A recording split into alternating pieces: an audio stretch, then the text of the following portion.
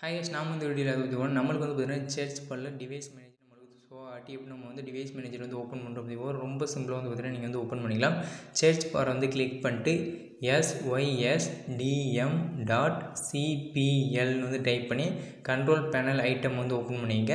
system.cpl open பண்ணிக்க. Open பண்ணிட்டு இதில் பார்த்தீங்கன்னா கம்ப்யூட்டர் நேம் பக்கத்தில் ஹார்ட்வேர்னு ஒரு ஆப்ஷன் இருக்குது. அதை கிளிக் பண்ணிட்டு டிவைஸ் மேனேஜர் கிளிக் பண்ணிங்கன்னா உங்களுக்கு பார்த்தீங்கன்னா டிவைஸ் மேனேஜர் ஓப்பன் ஆயிரும். நெக்ஸ்ட் ஸ்டெப் யூஸ் பண்ணிங்கன்னா உங்களுக்கு பார்த்தீங்கன்னா டிவைஸ் மேனேஜர் சர்ச் பார்லேயே உங்களுக்கு ஷோ ஆரம்பிச்சிடும்.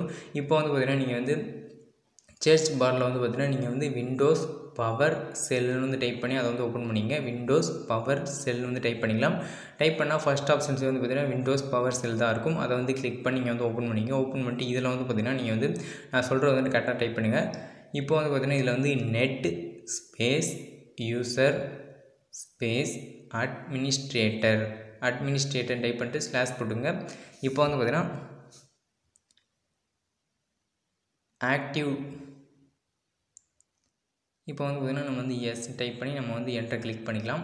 என்டர் அப்போ கிளிக் பண்ணால் மட்டும்போது நம்மளுக்கு பார்த்தீங்கன்னா இப்போ the command completed successfully command கம்ப்ளீட்டாக சக்ஸஸ்ஃபுல் ஆகிடுச்சு. இப்போ பார்த்தீங்கன்னா நெக்ஸ்ட் பார்த்தீங்கன்னா TEVMGMD.MSCன்னு டைப் பண்ணுங்கள். டைப் பண்ணிட்டு என்டர் கிளிக் பண்ணுங்கள். உங்களுக்கு பார்த்தீங்கன்னா ஆட்டோமேட்டிக்காக பார்த்தீங்கன்னா டிவைஸ் மேனேஜர் ஓப்பன் ஆக ஆரம்பிச்சிடும்.